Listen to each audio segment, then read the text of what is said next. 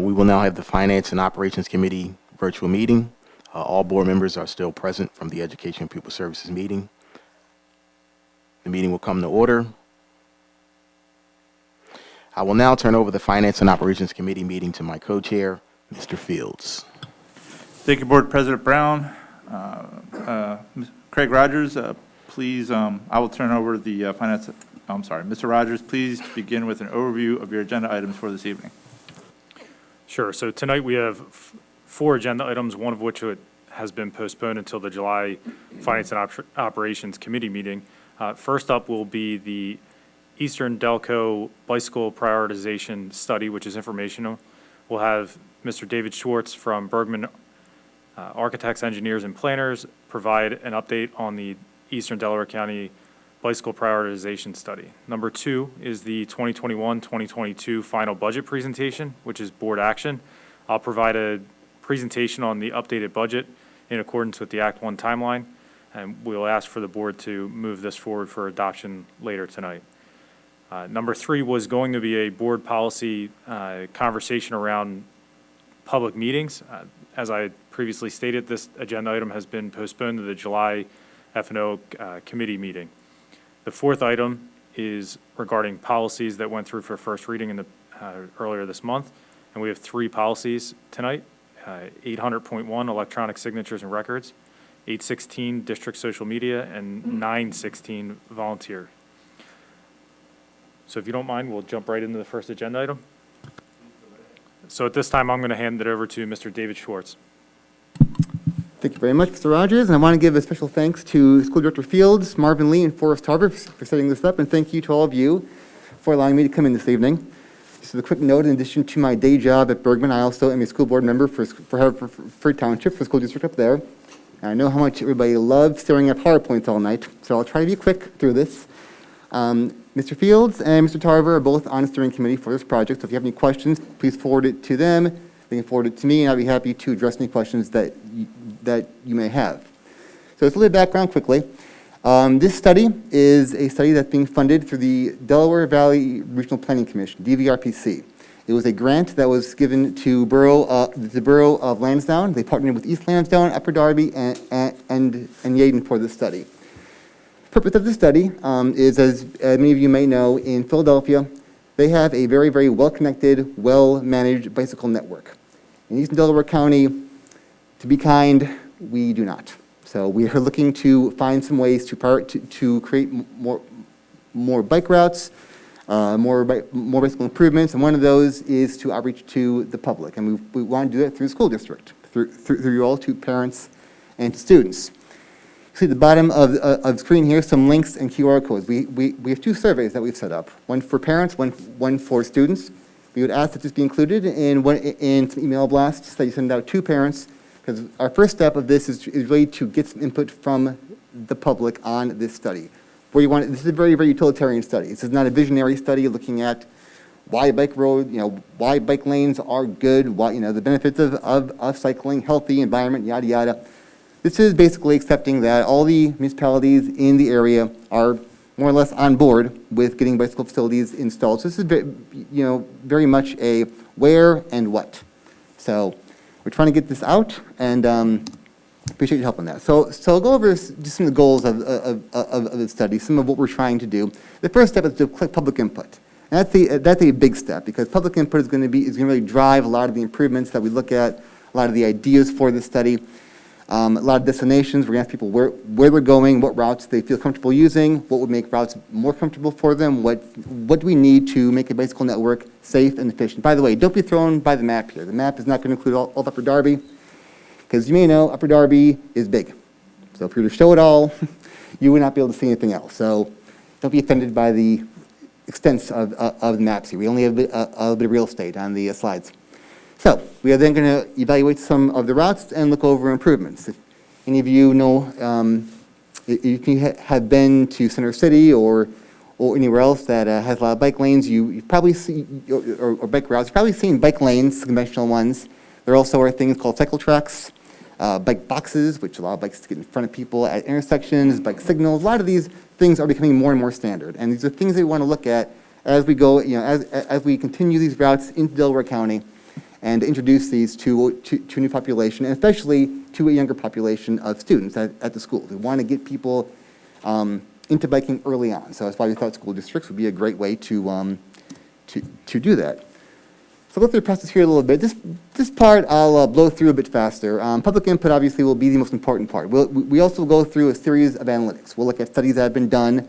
This, for example, is something that was done by Delaware County for their trail network. This is something that was put together. You see some of the lines on here. Something called the Circuit, which is a DVRPC-led effort. They're looking to put trails and bike routes throughout the region. There's some local efforts. The light green on there, something that Lansdowne is doing, the Borough of Lansdowne. They're putting in bike loops. But we're going to look at all these and try to find out where the missing links are. What's been planned, what's out there, and maybe how could we help to complete some of these links through this study. We also will look at some analytics like bicycle densities, where is biking more common, something called Strava data, which measures, volumes of cyclists through various areas. DVRPC has a bunch of good tools to use. They have priority routes, connectivity analysis. I'm not going to belabor this. Here's some traffic volumes, some of the higher volume roads. Higher volume roads do not preclude bikes. They just need to have, some very higher impact improvements when we look to make cycling safer. And this one's very hard to see, so I won't go over this too much. This is another thing that DVRPC has presented. One thing I do want to point out, one thing that they have done is they have looked at roads through the area and determined levels of vehicle stress, or LTS.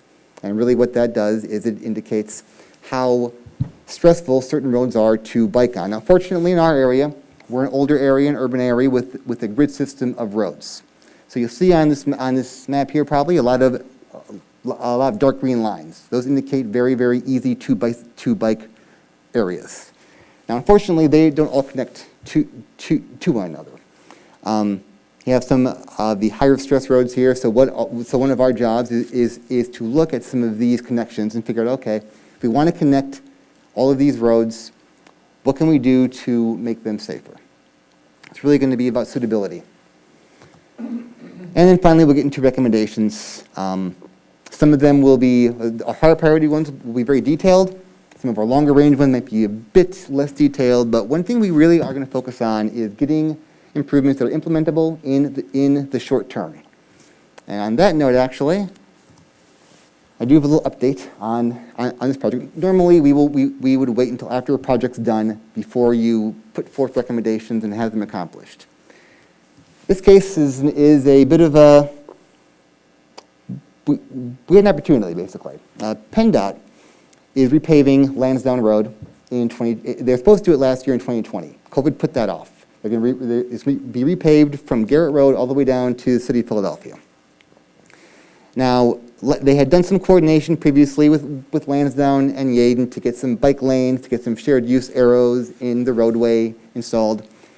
At the time when they started doing this, Upper Darby Township administration was somewhat lukewarm about bike lanes.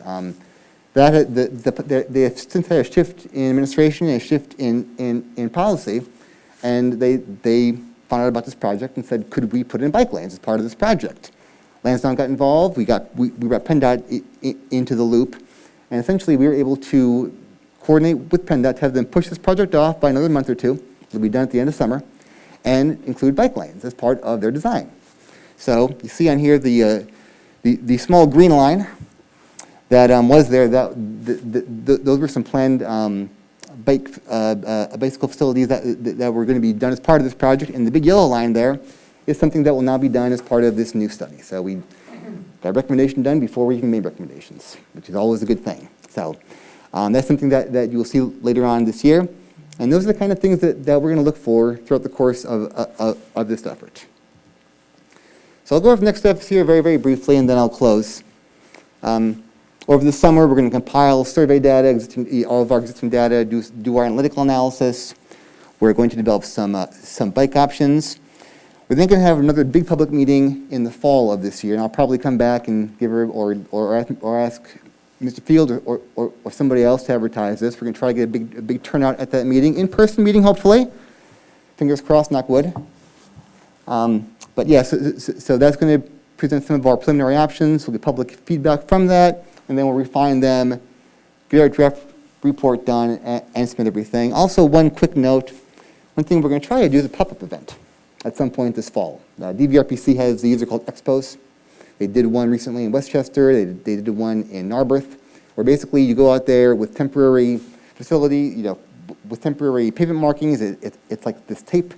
You put up barriers or barrels and mimic essentially what a bike lane or what a bicycle track or cycle track or what some of these improvements would look like. And it gives people a chance to test them and to see if they like these. And it's a lot easier to test things once they're actually on the ground. So we're going to look into that in the future. I'm not sure if that's going to work or not, but we certainly would seek to do that. But the purposes of this meeting, I guess, what I'm really looking for is to get this information out to folks, have them participate, get some good feedback, and move on. So this is just a quick informational update to all of you folks, a request to put out some of this information to parents and students, and then more to come, hopefully this fall.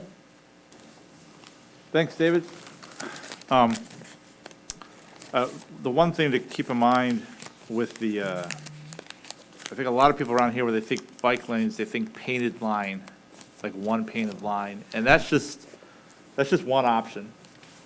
And from the one meeting we had with the PennDOT representative that was there, they were very open to much more secure, much safer bike lanes with the reflective lines, and that's not the limit. I don't know if we could do it here, but I know in some places they just put down a new curb. They said, hey, this is for bikes, right? And it's a concrete curb that you'd have to make a real effort to go into that bike lane in a car. So there's lots of options here in the one picture in the presentation. You can see like the bike lane is painted the entire lane is painted a different color, Yep. and Right there? don't think of it like as just a piece of paint that's separating traffic from people on bikes. During the pandemic, so every day my wife works, I drop her off downtown at Hub, and more than people walking and more than cars, I see people on bikes, biking to work and stuff like that. And it's just, it's a really good option, but it's also something that people are really considering. I think it's really important that people from all of Upper Darby's neighborhoods participate in these surveys and complete these surveys. This is an opportunity for input, and it's input you're giving to this coalition, but to the state as well, because PennDOT's going to be looking at this. And it's one of those kind of rare things where you can really say, please keep in mind what Mr. Schwartz said. The survey is not to argue whether or not bike lanes are good or bad. That's already been decided. They're good, right? It's input on where they're going to be. One of the concerns that I've heard in talking about this is that traffic in this community, even on the side roads, tends to move very fast. And bike lanes have a way of calming traffic, of slowing traffic down, right? They're a nice wide open road, no lights, no cars, no parked cars. People are inclined to go a little bit faster. But if there's a lane, if there's reflectors, if there's people on bikes, hopefully most drivers are inclined to go a little bit slower. So this can have the added effect of slowing down traffic. And I want the people in the community to think of the following initiatives. We've approved a safe walking route study. Where the community itself, the greater community itself, is putting in bike lanes. And then we have a schedule change for the high school. And all these are being done independently of each other, but they have the net result of easing traffic conditions in our community, extending the life of our roads, because you have fewer cars on the roads, and encouraging healthier habits in our community. And hopefully, and this is kind of maybe pie in the sky, but improving the overall health of the community. So think about that, and think about that when you're doing the study. I'm excited to see what roads and what concerns not concerned so much, but what roads people are thinking of for a bike lane on the 19082 side of Lansdowne Avenue. I guarantee on the 19026 side of Lansdowne Avenue, there's going to be like 3 or 4 roads that people come up with, right? Bond, School Lane, right? Maybe Garrett, maybe State for bike lanes. But I'm really excited to see what's proposed in the rest of the communities in the township. And so that's all I want to say about this. Dave, I really appreciate you coming in, and I hope other people have questions or thoughts or something like that. Just to point out also, you mentioned the Safe Routes to School study. We are coordinating with that firm who's doing that study as well. So we're not, so they are independent of one another, but we're not ignorant, if you will, of other studies that are going on. So we're going to try to make everything kind of sync at the end of this, or throughout the course of it, I should say. I had a comment, and I really just mostly wanted to echo Don's enthusiasm and say thank you. And we are definitely a bicycling family, and I'm really excited about this. My wife will be excited about this. My kids will be excited about this. Don and I like to dream big about how we're going to make everyone walk and bike to school, and we're going to keep dreaming. But I'm glad that we're at least doing some things to move in that direction. So I really appreciate it. We can make it a reality. We've already got Craig researching the bike rack budget, right? The master high-end bike rack budget is what we're looking. Board President Brown and Don Fields, I just want to thank you, Mr. Schwartz, for coming here and being a part of this. I think the school district's making every effort to improve access to our schools. This will probably promote better curbing in our communities, better support for our kids and healthier schools, I think is always a positive. I think one of the other parts to this, not just the improving of the roads and having roads last longer, healthier kids, mental health supports and services. I think there's also the potential for much savings down the line and how mental health and staying active and being healthier can save school districts and help kids and families as well. Absolutely. Thank you, Mr. Schwartz, for your presentation, and Mr. Fields for your support of this.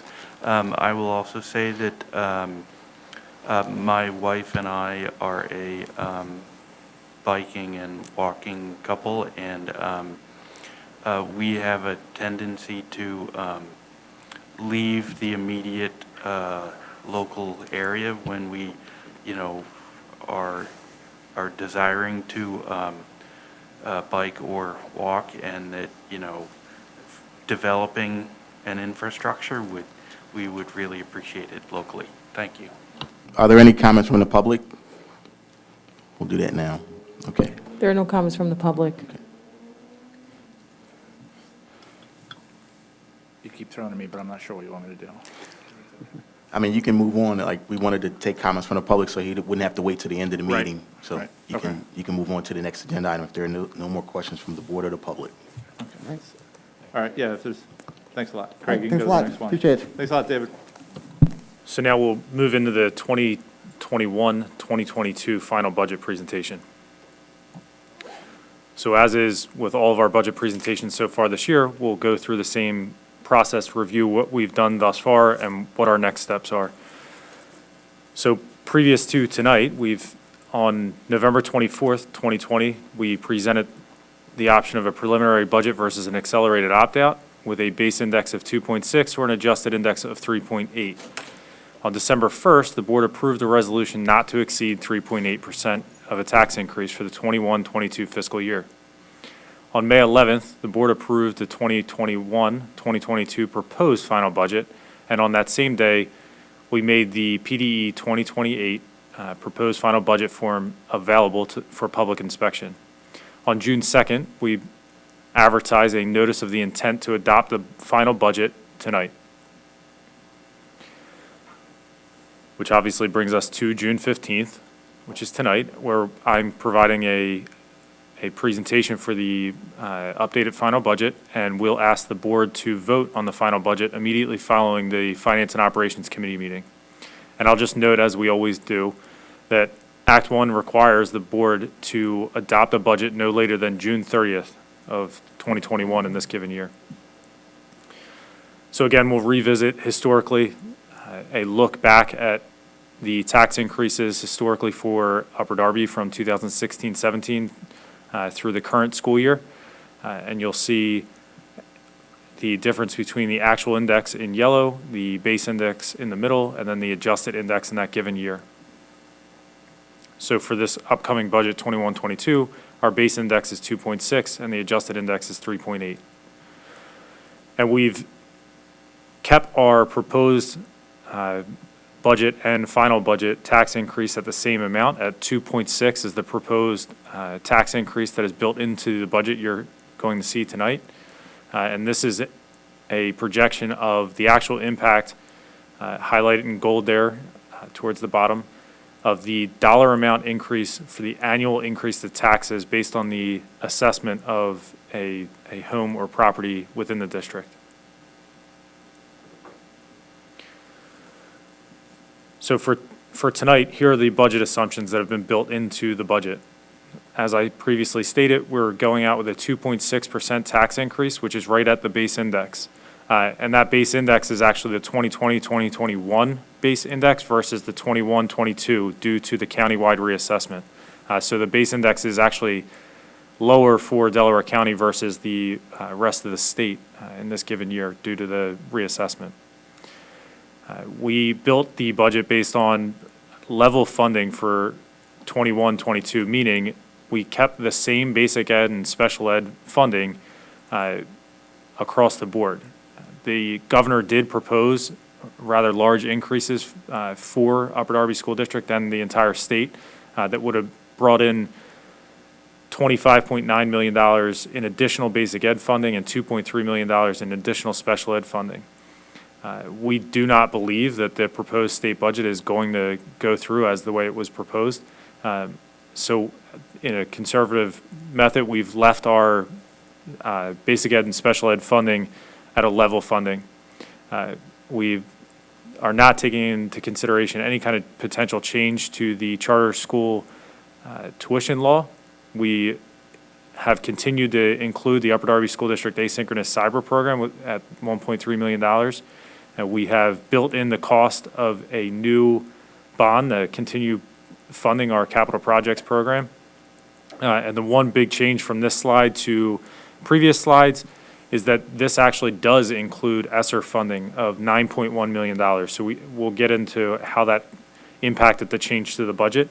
But as we move through the budget process and started finalizing plans for ESSER 2 funding and specific items that would be purchased and programs that were going to be run in the 21-22 school year, we thought it'd be prudent to, at a minimum, include this $9.1 million of the funding.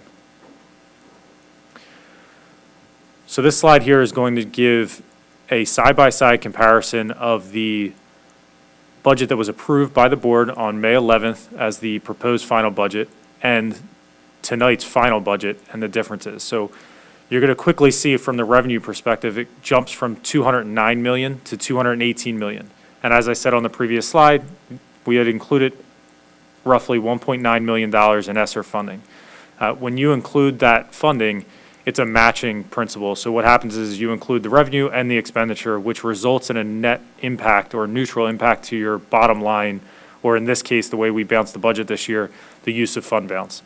So as you move down, you see the expenditures also went up from almost $219 million to almost $28 million. So you can see that jump.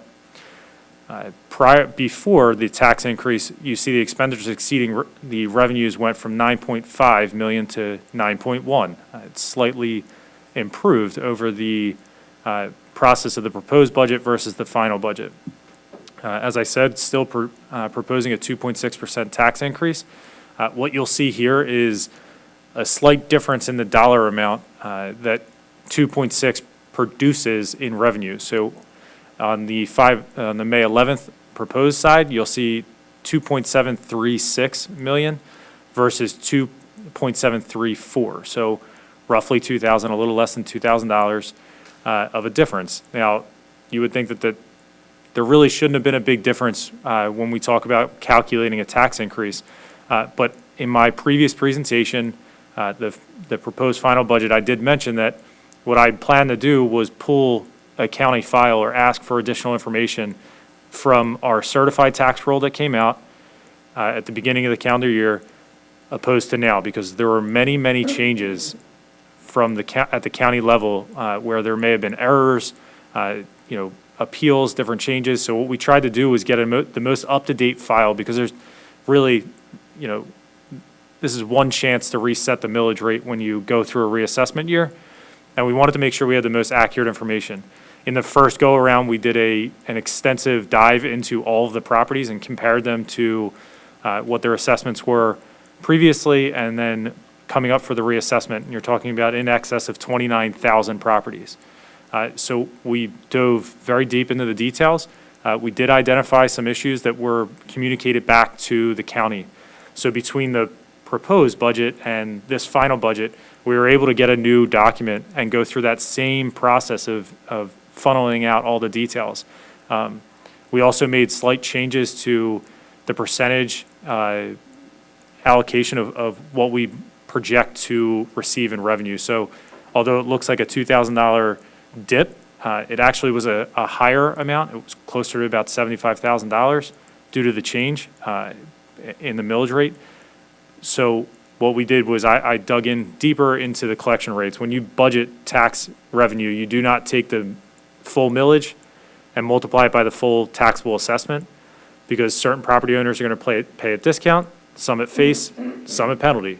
So on the discount side, it's 98% of what would be budgeted at the full millage rate, flats even, and then the penalties at 110%, 10% penalty on top of the tax amount. So you have to take into consideration historical collection, and we work out typically in a given year around 93 to 94% collection when you look at the dollar amount versus 100% of taxes and the actual cash collected.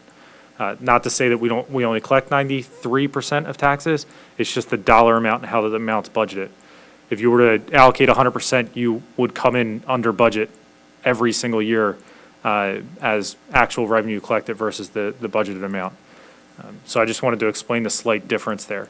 At the end of the day, the use of fund balance in order to balance the budget is, you know, right around $300 and some $1,000 of a difference, 6.817 versus 6.44. So the final budget ended up netting out to be slightly better than the proposed final budget from May 11th. So what are the differences? And I've kind of touched on a few of them. A neutral impact, and when I say neutral, again, it was an increase to expenditures. It was also an increase to the revenues. You had ESSER 2 funding the 9.16. We did get title allocations in late between the two budgets, so it was an additional $1 million. And then we also reduced the lease purchase budgeted amount by $1.53 million. Lease purchase is a program that we've run through the district for many years. It's usually about just under $2.3 million. It's used to purchase buses and also technology. Part of the $9.1 million is obviously going to be technology to continue moving us through our 5-year technology plan, which has been accelerated dramatically due to ESSER funding. So I didn't see it prudent to, in the proposed budget, we purposely left it in there as kind of a placeholder for what we would decide to do with the ESSER funding. So as we move that $9 million in, it was prudent to reduce the lease purchase amount, knowing that we were not going to utilize it in the next year. So then on our revenue side, we had two increases that came through on tax revenue, about $470,000.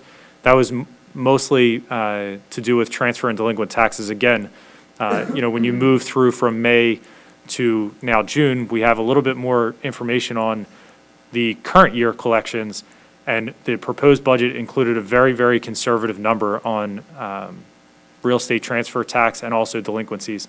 So I dove back into our collections for the given year, ran different trend analysis to see where we may land, and that netted us out about $470,000 in additional revenue.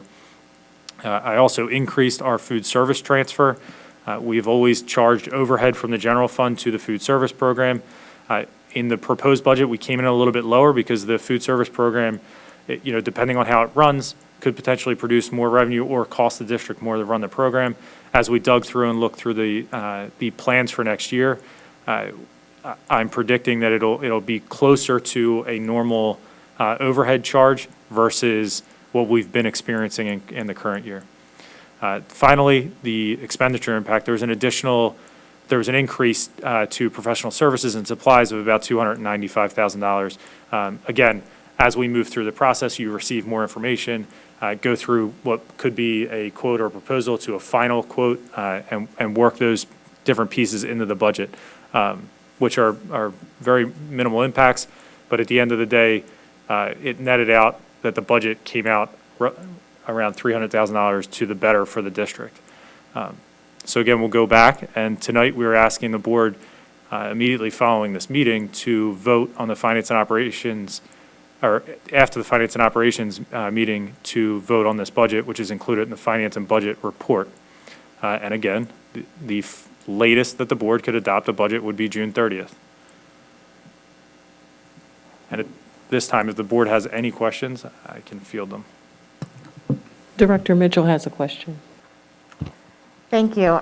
It's not really a question, it's just more of a comment of how frustrating it is every year that boards across the Commonwealth are forced to raise taxes on their residents, basically because the state legislature refuses to fund public education properly, and that they often have late budgets that are not on time, and they don't give us the needed information from the state in order to make an educated decision about the revenue that would be included in our budget. So especially this year with so many unknowns, this is a very difficult budget year. Thank you for your hard work, and I'm sorry that we have to raise taxes, but we do have to provide for the needs of children. So, and I appreciate those comments, and thank you. I will say, from the state's perspective, it's tough. You start seeing, the updates that come out that really don't have any real information in them. They're anywhere from trying to propose a 2-year budget to hopefully we get a 1-year budget. No idea. The governor's proposal had, almost $30 million in additional revenue for state funding for our district, and that was received as dead on arrival. It's definitely tough. I will say, to try and put a positive spin on it, at least we're not in the situation we were last year, where we were told at this same time, worst case scenario was they could go to the 3-year average of your state funding, which would have been a decrease going into the 2020, 2021 school year. So, we were able to go level funding. Now, it's tough. If they go level funding again for next year, that's 2 years in a row. And, I've presented before the impact of a 0% tax increase. It's a very similar model. I just don't see how you make up for that year after year of flat funding. It's always a lost revenue stream that typically would be compounding each year. There are definitely pieces of legislation out there that look like they could be promising for a district like ours. If and when they ever go through, then we will obviously plan accordingly and react to that information. But you're absolutely right. The timing of this is always tough. It always has been. And we do our best to make sure that we can get our tax bills out as well and get a budget approved within the Act 1 timeline. Thank you. Thank you, Mr. Rogers, for your excellent presentation. This is, and this may fall under those, additional proposed legislation you've seen or heard about that may at some point in the future be enacted. But I've heard some noise about a possible state surplus and using those funds towards public education, and I'm wondering if that falls under that, potential future possibility. Thank you. I can't speak to the great details of that comment, but absolutely, if that were to be the case, you would hope that they would use it on education funding. I do think the governor came out with a pretty aggressive proposal and showed his support for education. Quite frankly, when I read through the updates that are provided from PASBO and PSA, they are all over the place. You'll read a 2-page document, and by the end of it, it may be contradicting itself, where you really think, I don't know that I just really received any information, because quite frankly, I don't think they know enough at this point. I do know that they were supposed to be in session 3 days this week. They were hoping for a 4th day. It was the same thing last week. I'm just hopeful that information comes out. Unfortunately, if it comes out tomorrow, not a major impact. We're going through the process of our budget now. That's, I think to Ms. Mitchell's point, they typically will get to almost June 30th to pass their budget, or in some years past June 30th, which puts school districts in a very tough position. Thank you. I did want to say thank you for your work on it, because I think you have an unenviable task of trying to keep us informed and get all the information and give us as much time as possible to make a sound decision. This is a sensitive topic. This is taxes. This is the tax increase. So the public is always keenly aware and sensitive to a tax increase. It's money, and we all have to pay it as well. So we try to do our due diligence and be good stewards of the resources. So thank you for how much information you give us, how you pay attention to all of the changes that take place throughout this process. So thank you for that. That's it. Thank you. And the one thing I will add is, and it's to the board's credit, stayed firm in, how we increase taxes. There's a lot of conversation around it. 2.6 is at the base index. The board could have went out up to 3.8%, even with the opt-out resolution. In our previous presentations, we've gone through the trends of starting in 2016, or prior to 2016-17, we had about $2.5 million of use of fund balance to balance our budget. And we had a 0% tax increase one year in 16-17, which jumped that use of fund balance. We've been trickling away at how much fund balance we're using to balance the budget. This year, we actually went up from the prior year to balance the idea of a tax increase while we're still coming out of a pandemic, still in a pandemic. I'm comfortable with where we're at and what we're proposing here, because I do believe that we have safeguards built into the budget. We have the ability of, we have a lot of funds coming in through ESSERs, and hopefully the state budget does pass and there's some type of increase above and beyond the flat funding, which will immediately, hopefully put us back in line with that trend. So we're at, just over the $6.4 million use of fund balance, and any increase to state funding from now until the start of the year would just bring that amount down once we go through we start going through the school year and see what we realize versus what we budgeted. So I do commend the board for all their hard work. Mr. Rogers, I just want you, since you mentioned the fund balance, I just want you to add one thing, if you could, so that the public is aware, because some members of the public may say, well, why don't we just use all the fund balance to balance our budget and not increase our taxes? But there's an effect, a negative effect, using the fund balance based on our bond rating and things like that when we have to go out and fund projects. So if you can just speak to that a little bit, that would be greatly appreciated. Thank you. Sure, and we could spend a whole night Please don't. on that topic. Please don't. But quickly, you mentioned the bond rating, because that is a hot topic. It comes up all the time, especially when the district's been going out and issuing bonds year over year to fund the capital projects.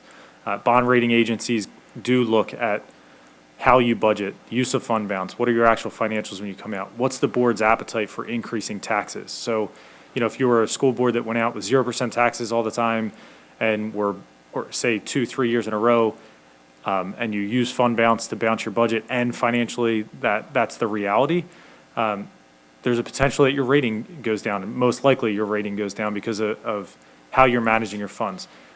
The most simplistic way to look at a fund balance is personal finance. You have a savings account. You have a fixed budget, and so you have your income and your expenses. If your income is less than your expenses and you're using your savings account to balance your budget, at some point you've run out of a savings account, and you likely, maybe you have to go through foreclosure for your home, or, it's just not a good, healthy way to run your finances. In a school district's case, you really want to try and be balanced budget. Your revenue matches your expenditures. We've always had some type of use of fund balance built in because typically we have a decent amount of turnover in staff. You want to optimistically budget the expense all the way to the expectation of 100% staffing, but the realization is you do have turnover and savings. From the curriculum side, the argument would be it's not savings because of the amount of money we invest in our staff to train them. But the most simplistic way to look at it is your own personal finances. You never want to balance your budget with a savings account, and that's pretty much what your fund balance is. So eventually, if it runs out, you can no longer bounce your budget. Craig, first of all, thank you for your efforts. You know, like Christine and Marshalak, I know the hours that you put into this on top of everything else that you're managing and all the projects and the funding of those projects and bonds that we're issuing. I know you've got a tremendous amount of pressure and stress, and to your team, thank you very much. I don't want to go back and forth over these three comments, but I do think it's my responsibility to let the public in this, keep the board who's actively involved in this, and Ms. Mitchell and Board President Brown and Ms. Curry and all the members of this team are involved in the fair funding issues. But I do want to point out three particular items that would plague the Upper Darby School District. Vouchers and the voucher process, the uncertainty in where that's going in the Commonwealth of Pennsylvania could impact our budgeting. It's an unknown. We don't know where that is, but we have to pass our budget at a period of time. Charter school reform. For the life of me, I still can't understand when it sounds like every time I'm on some kind of a legislative meeting, everybody nods their head yes, that it would make sense to have some kind of charter school reform, in particular a cyber charter school where there could be some at least funding mechanism that's a similar $9,500 per pupil expense.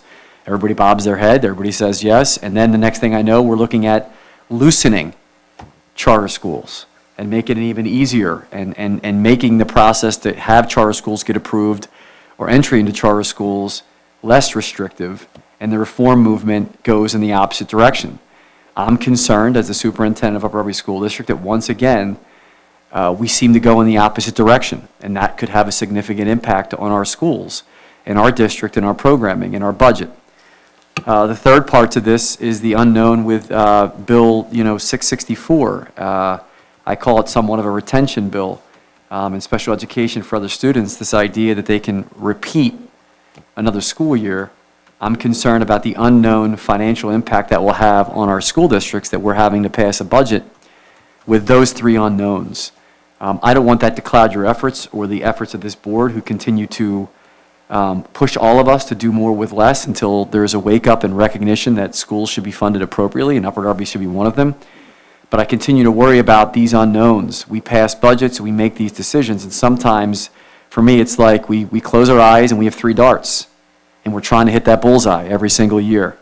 And it gets to be very difficult to manage. So, Craig, I really appreciate your efforts, and to this board, I appreciate your efforts. But let's not lose sight of the fact that we are steering the ship every single day, and we're trying to avoid that iceberg. And I just want to keep our eye on that as we move forward. Craig, I guess we can go into policies. So the next item, as I had said during my review, was postponed to next month's meeting. At this time, I will hand over the policies that have completed first reading to Mr. Desnoyers.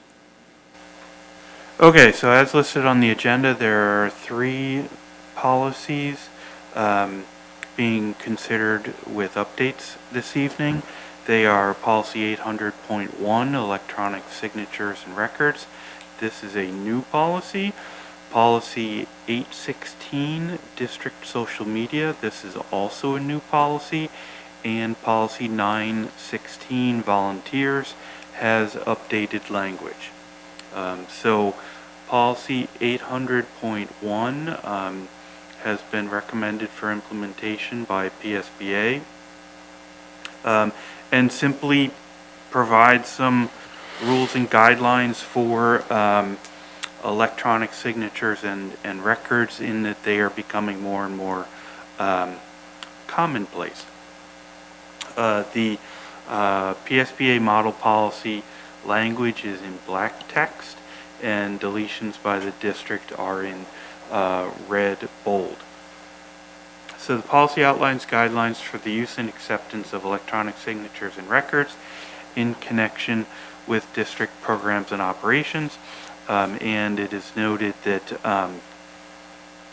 electronic records and signatures have to be maintained by the district following state and federal laws and regulations and Policy 800, Records Management.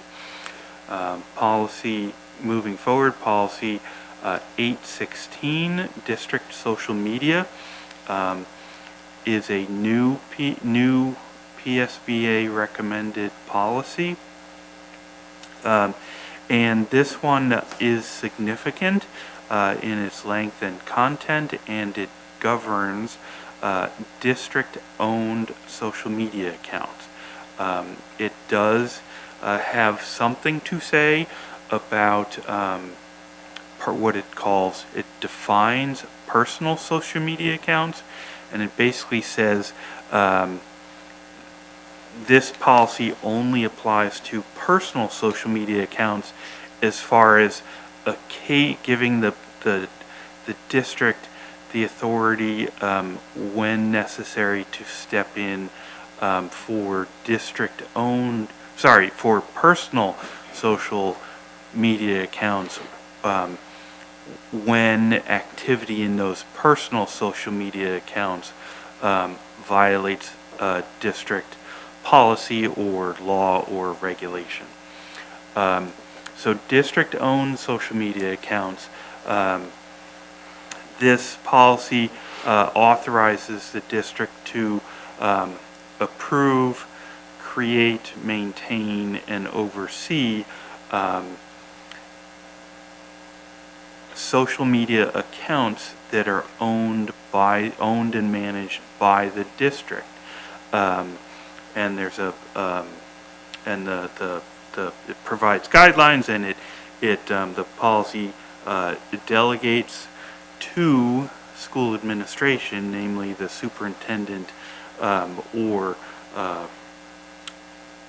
delegates, primarily the director of communication, the actual responsibility to approve, create, manage, and oversee district-owned social media accounts. I should note that there are, as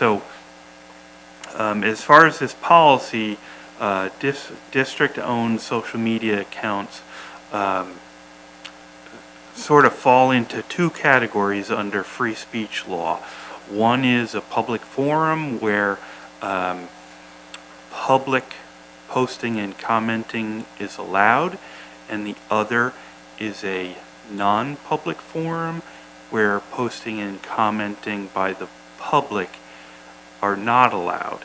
And so this policy gives the administration the authority to restrict or disable public posting and commenting. But the policy does now, as an update from June 1st, will require the administration to post a list sort of the categories of when, where, and how posting and commenting, public posting and commenting is disabled. At present, posting and commenting by the public is disabled on one district-owned social media account, and that is on the YouTube platform. A second restriction to public posting and commenting is that public posting and commenting is disabled on all district-owned social media accounts for the duration of school board and school board committee meetings. Another category of public posting and commenting being disabled is on all platforms for any event that is live streamed. This policy will go through a second reading at the July board meeting. At that time, there will be a new administrative regulation, or AR, attached to this policy by the administration that lists these categories where public posting and commenting is disabled. This information will also be displayed on the appropriate district-owned social media accounts themselves for everyone to see. So that is that's the sort of the meat of this policy. As with other PSBA model policies, PSBA model policy language is in black, and additions and deletions by the district are in red and green. So, moving on to policy 916, volunteers. These are administration requested updates that clarify certain language in the policy.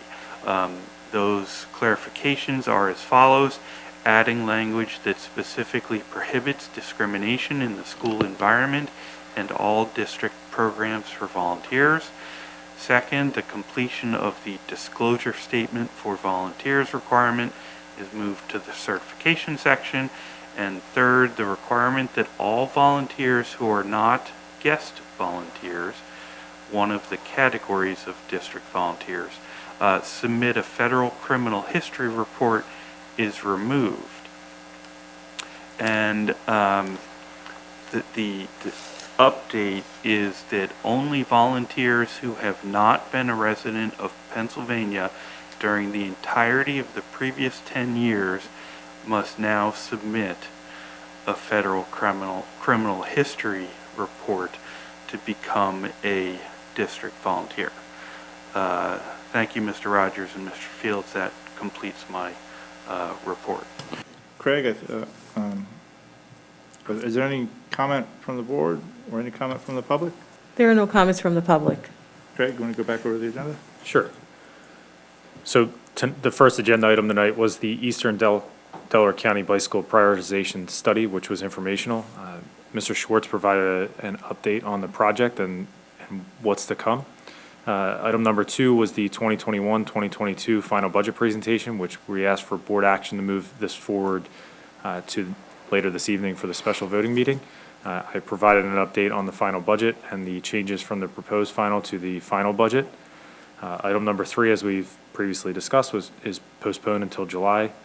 And then we had policies, which is also board action. Policy 800.1, electronic signatures and records, 816, district social media, and 916, volunteer. And we are looking for board action to move that for a second reading in July.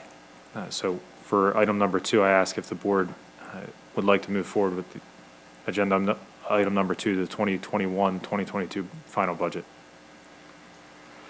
Yes. Yes. And then the 3 policies? Yes. Yes. Yes. Thank you. Okay, I think that covers everything. Thank you very much, Mr. Fields, for facilitating that, the Finance and Operations Committee meeting. A motion is in order for the adjournment of the Finance and Operations Committee meeting. So moved. Second. Thank you. All those in favor? Aye. Okay, meeting is adjourned. We'll take 5 before we start our special meeting. Thank you. Welcome back to the special meeting to adopt the 2021-2022 budget.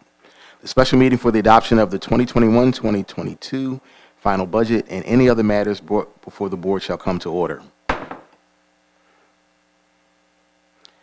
I would like to note that all board members previously polled tonight are still present.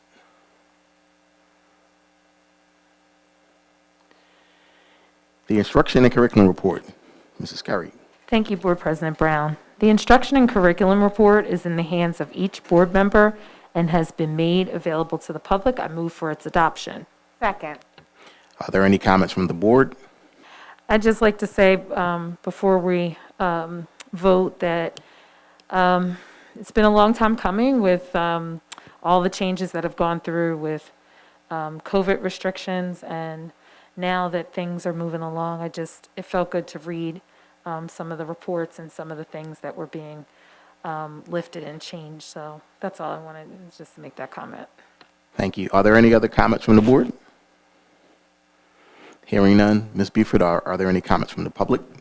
President Brown, there are no comments from the public. Thank you. All those in favor, please signify by saying aye. Aye. Aye.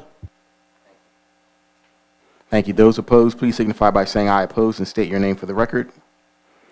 Those abstaining, please signify by saying I abstain and state your name for the record. The motion carries. The transportation report, please, Ms. Williams. The transportation report is in the hands of each board member and has been made available to the public. I move for its adoption. Second. Thank you. Are there any comments from the board? Hearing none, Ms. Buford, are there any comments from the public? There are no comments from the public. Thank you. All those in favor, please signify by saying aye. Aye. Aye. Aye. Those opposed, please signify by saying I oppose and state your name for the record.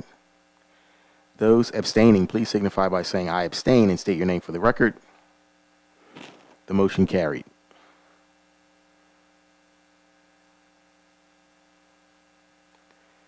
The facilities, the use of facilities, and the donation reports. Mr. Fields.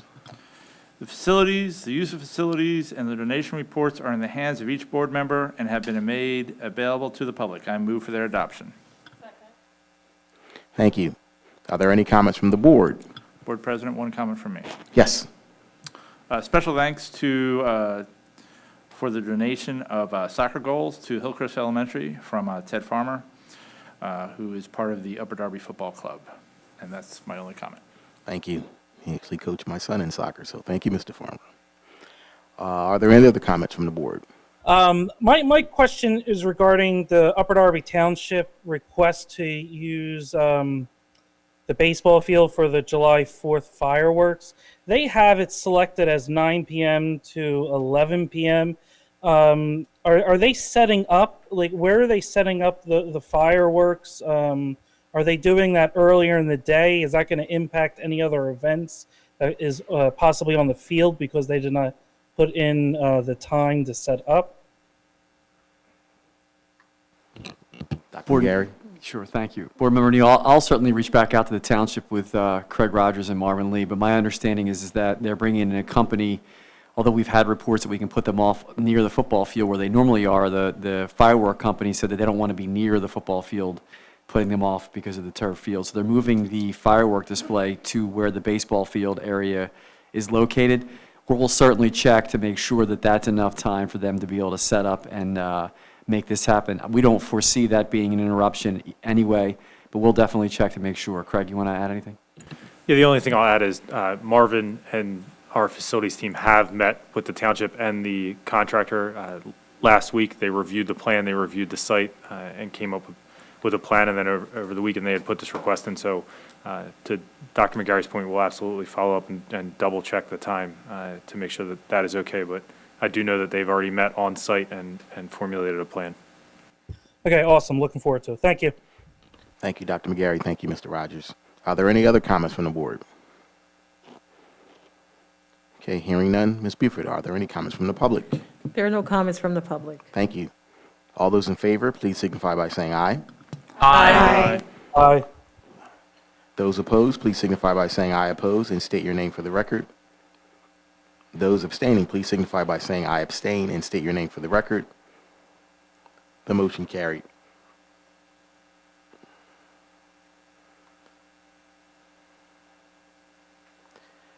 The Finance and Budget Report, Dr. Haig. Thank you, President Brown.